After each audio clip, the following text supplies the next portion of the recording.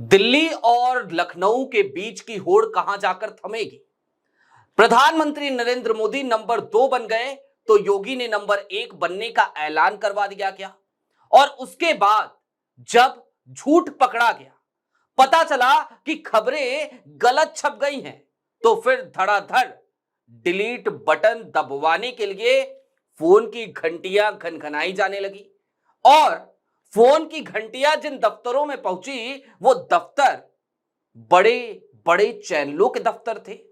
यही सब कुछ हुआ है और आज की तारीख में यह समझने की कोशिश करेंगे कि दिल्ली की होड़ में या फिर कि प्रधानमंत्री नरेंद्र मोदी को पछाड़ने की होड़ में, वर्चस्व की जंग में क्या एक बार फिर योगी आदित्यनाथ की भारी किरकिरी हो गई है।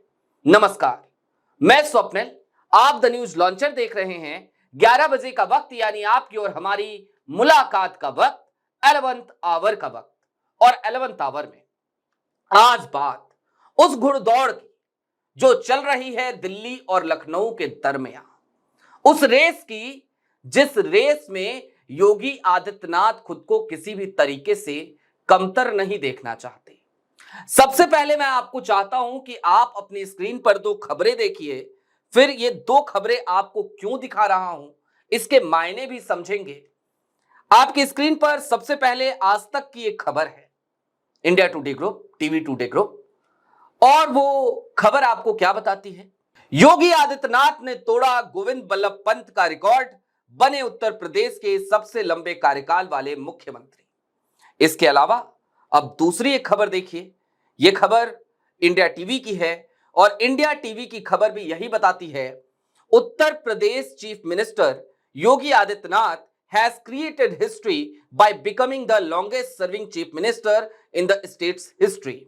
He has surpassed the record held by Pandit Govind Ballabh Pant, the first chief minister of Uttar Pradesh.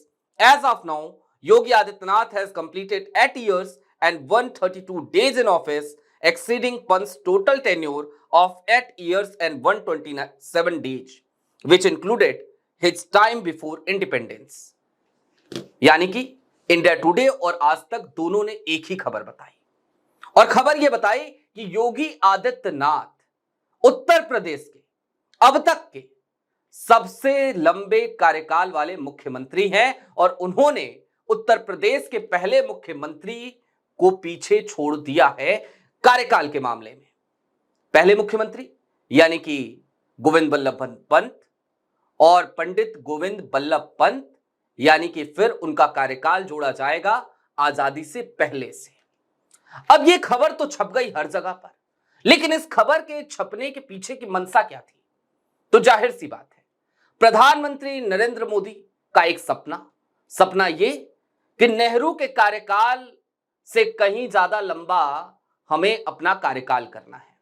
हालांकि इसके लिए उन्हें नंबर 1 बनने के लिए इस मामले में उन्हें अभी एक टर्म और लेना पड़ेगा, लेकिन इंदिरा गांधी को नरेंद्र मोदी जी ने पछाड़ दिया कार्यकाल के मामले में। इंदिरा गांधी के कार्यकाल से ज्यादा लंबा कार्यकाल प्रधानमंत्री नरेंद्र मोदी का हो गया, यानी कि आज की तारीख में प्रधानमंत्री नरेंद्र मोदी लंबे कार्यकाल के तौर पर देखा जाए तो इस देश के दूसरे प्रधानमंत्री हैं जिनका कार्यकाल सबसे लंबा है, नेहरू के बाद।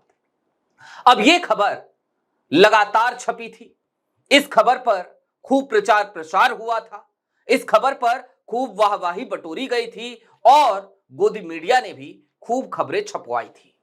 तो क्या इसके बाद ही योगी आदित्यनाथ के बारे में एक खबर चलाई गई कि चलो ठीक है, प्रधानमंत्री नरेंद्र मोदी नंबर 2 की पोजीशन पर हैं, तो योगी आदित्यनाथ को नंबर 1 की पोजीशन पर ले आते हैं।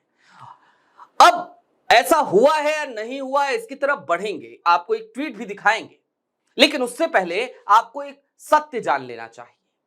गोविंद बल्लभ पंत, पंडित गोविंद बल्लभ पंत के कार्यकाल को लेकर जो ये कहा गया कि 8 साल 127 दिन, वो खबर फेक निकली और इसके बाद जिन खबरों के स्क्रीनशॉट अभी हमने आपको दिखवाई है, वो तमाम खबरें आनन फानन में डिलीट करवाई गई।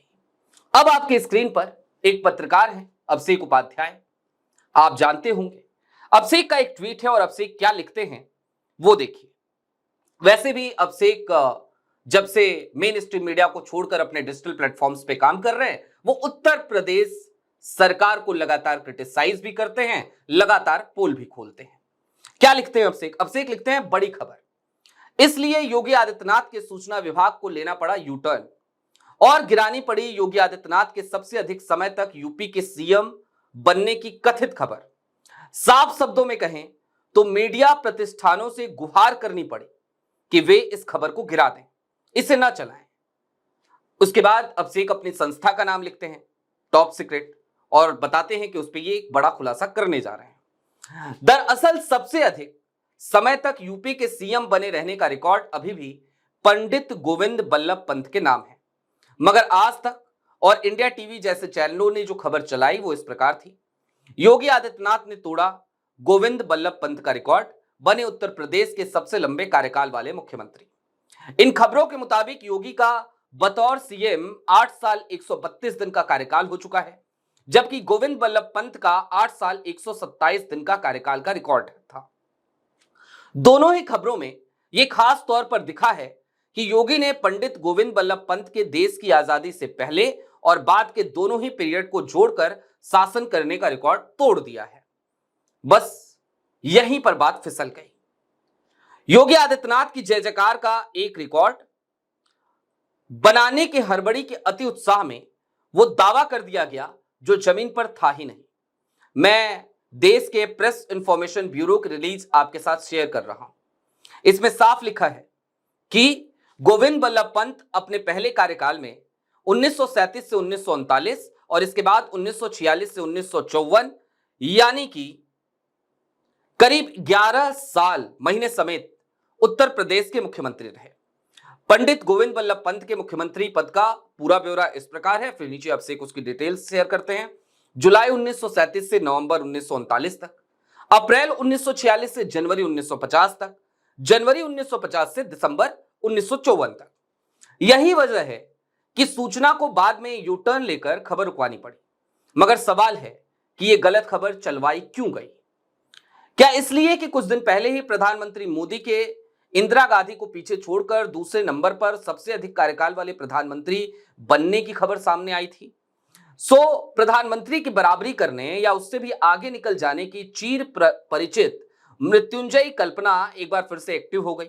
जो भी हो, मगर यूपी के सूचना विभाग के लिए यह घटना एक बड़ा एम्बैरेसमेंट का सबब बन चुकी और नीचे अभिषेक ने वो तमाम तस्वीरें लगाई, उन खबरों की भी और साथ ही साथ पीआईबी की भी। लेकिन यहां पर अब जरा थोड़ी देर के लिए ठहर जाते हैं और समझने की कोशिश करते हैं कि दिल्ली बनाम लखनऊ, योगी बनाम मोदी, ये जंग आखिरकार थमने का नाम क्यों नहीं ले रही है?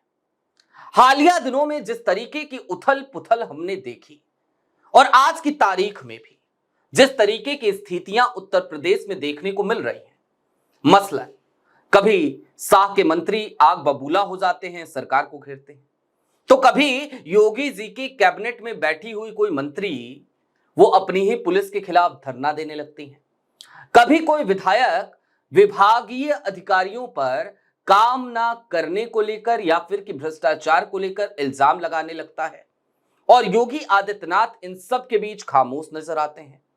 कभी वो भारतीय जनता पार्टी के पूर्व सांसद बृजभूषण शरण सिंह को मिलने बुलाते हैं, लेकिन तस्वीरें खिंचवाने से परहेज करते नजर आते हैं और वही बृजभूषण शरण सिंह जब बाहर निकलते हैं तो बता देते हैं कि जरूर कुछ ना कुछ बदलाव चल रहा है उत्तर प्रदेश में। यानी कि सब कुछ सामान्य तो नहीं है, पर्दे के पीछे का खेल कुछ न कुछ अलग दिशा में जा तो रहा है। और एक सच्चाई यह भी है कि बीते दिनों जो भागदौड़ देखने को मिली थी केशव मौर्य, ब्रजेश पाठक के बाद योगी आदित्यनाथ की, और उसके बाद जिस तरीके की तस्वीरें आई और फिर जो खबरें निकल कर आई कि कौन सी तस्वीर छपेगी, इसको लेकर कई पत्रकारों को तो कई संपादकों को फोन की घंटियां, उनके फोन की घंटियां बजाई गई, उनको फोन किया गया, बुके वाली तस्वीर छपे, इस पर जोर दिया गया। लेकिन सोशल मीडिया का जमाना है, सब कुछ सामने आ जाता है। अब आज की तारीख में ये खबर। और ऐसे में साफ साफ दिखता है वर्चस्व का एक अलग तरीके का रस्साकसी वर्चस्व को लेकर। आपकी क्या राय है कमेंट बॉक्स में जरूर बताइएगा। अभी के लिए दीजिए इजाजत, कल फिर मिलेंगे इसी वक्त द न्यूज लॉन्चर पर। कार्यक्रम यही होगा 11 आवर। शुक्रिया।